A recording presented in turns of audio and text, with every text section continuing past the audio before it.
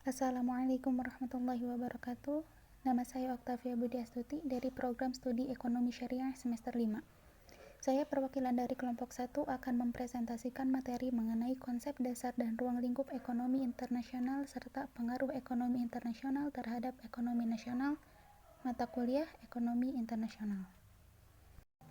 Pada pembahasan pertama, saya akan menjelaskan tentang pengertian ekonomi internasional. Menurut Oxley Summary, pengertian ekonomi internasional bisa dilihat dari dua segi, yaitu ilmiah dan praktis. Dari segi ilmiah, ekonomi internasional adalah bagian atau cabang ilmu ekonomi yang diterapkan pada kegiatan-kegiatan ekonomi antar negara atau antar bangsa. Dari segi praktis, ekonomi internasional meliputi seluruh kegiatan perekonomian yang dilakukan antar bangsa, negara, maupun antar perseorangan dari negara yang satu dengan yang lainnya. Nah, ekonomi internasional juga bisa diartikan sebagai ilmu ekonomi yang membahas akibat saling ketergantungan antar negara-negara di dunia, baik dari segi perdagangan internasional maupun pasar kredit internasional. Ekonomi internasional juga merupakan ilmu yang mempelajari tentang seberapa banyak sumber daya yang langka dialokasikan untuk memenuhi kebutuhan hidup manusia dalam ruang lingkup kehidupan internasional.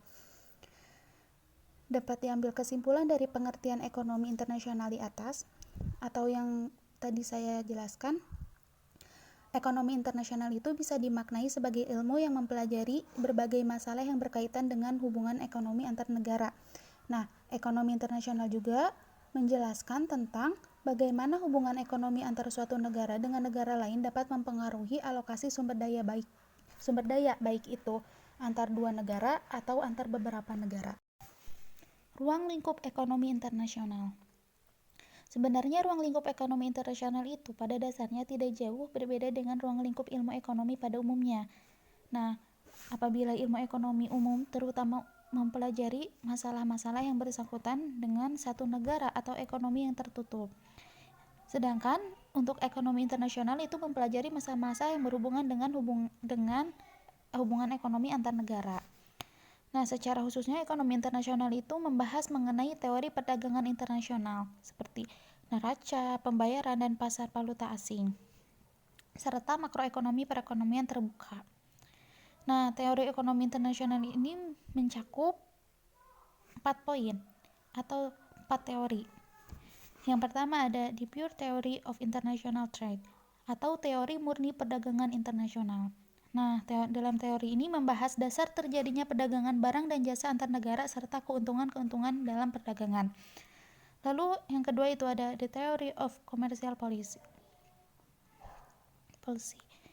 Teori kebijakan perdagangan. Nah, teori ini mempelajari alasan dan akibat timbulnya pembatasan-pembatasan terhadap arus bebas atau liberalisasi perdagangan. Lalu teori berikutnya ada the balance of payment atau neraca pembayaran. Neraca pembayaran ini mencatat pembayaran agregat atau total kepada negara lain dan penerima agregat dari negara lain di dunia. Nah, hal ini mengenai pertukaran kurs suatu negara atau nilai tukar valuta asing dengan negara lainnya. Lalu yang terakhir yaitu ada adjustment in the balance of payment atau penyesuaian dalam neraca pembayaran. Nah, dalam teori ini membahas mekanisme penyesuaian terhadap keseimbangan neraca dan pembayaran di bawah sistem moneter internasional yang berbeda.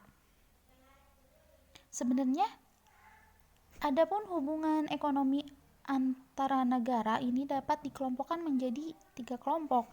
Yang pertama yaitu ada hubungan ekonomi yang berupa pertukaran barang atau jasa suatu negara dengan negara yang lainnya. Misal, negara Indonesia itu mengekspor mobil, mesin industri menggunakan jasa angkut laut atau udara dari negara lain. Lalu ada hubungan ekonomi yang dilihat dari segi hubungan posisi utang piutang suatu negara. Misalnya, negara Indonesia itu mengimpor mesin industri dari Cina dengan kredit dari penjualnya. Nah, dalam hal ini hubungan perdagangan dengan mengimpor mesin industri sebagai penyebab timbulnya utang Indonesia kepada pengusaha Cina. Lalu yang terakhir yaitu ada hubungan ekonomi yang berupa pertukaran atau aliran faktor produksi, tenaga kerja, modal, teknologi, dan kewirausahaan. Misalnya, karena balas jasa yang lebih menguntungkan adanya program bantuan luar negeri, perang atau resesi. Perdagangan internasional. Perdagangan internasional itu adalah sebuah transaksi jual beli, tapi cakupannya meluas antara satu negara dengan negara lainnya. Nah, perdagangan internasional itu dibagi menjadi 3 jenis, yaitu perdagangan bilateral, perdagangan multilateral, dan juga regional. Bilateral itu perdagangan yang suatu sistem dagangnya dilakukan oleh dua negara yang menyepakati perjanjian dagang untuk mencapai tujuan ekonomi. Kalau multilateral, perdagangan yang dilakukan oleh beberapa negara tanpa adanya keterikatan atau batasan wilayah. Nah, untuk regional, yaitu sistem dagang yang dilakukan oleh beberapa negara dan terjadi dalam satu kawasan yang sama. Adapun contoh perdagangan internasional, ada import, ekspor, package deal, border crossing, barter. Suatu kegiatan membeli barang atau jasa dari luar negeri. Apabila ekspor, menjual barang atau jasa ke luar negeri. Untuk package deal, yaitu perdagangan internasional yang gunanya untuk memperluas pasar suatu produk. Nah, kegiatan AT dilakukan dengan cara membuat perjanjian dagang atau trade agreement. Untuk poin 4 ada border crossing. Nah, border crossing ini merupakan perdagangan internasional yang terjadi di negara yang saling berbatasan dan memiliki perjanjian khusus. Yang terakhir ada barter. Barter itu tukar menukar. Sebenarnya barter dibagi menjadi beberapa bagian. Ada direct barter, switch barter, counter purchase, dan buyback barter. Masalah-masalah dalam perdagangan internasional. Yang pertama, perbedaan mata uang antar negara. Apabila terjadi transaksi jual beli antara negara satu dengan negara lain, pastinya penjual yang menjual barang atau jasanya kepada negara lain menginginkan mata uang negara mereka gitu. Nah, masalahnya kan mata uang setiap negara beda-beda nilainya, ada yang nilai tinggi, ada pun yang bernilai rendah. Lalu yang kedua ada kualitas sumber daya yang rendah. Maksudnya di sini kualitas sumber daya manusianya. Apabila kinerja seseorang tidak bagus, maka itu akan berpengaruh dalam ekonomi internasional atau dalam perdagangan internasional. Lalu ada pembayaran antar negara sulit dan risikonya sangat besar. Dan poin berikutnya adanya kebiasaan impor dari suatu negara. Terus terjadinya perang seperti sekarang yang terjadi antara Rusia dan Ukraina itu menghambat perdagangan satu negara ke negara lain, menghambat perdagangan internasional.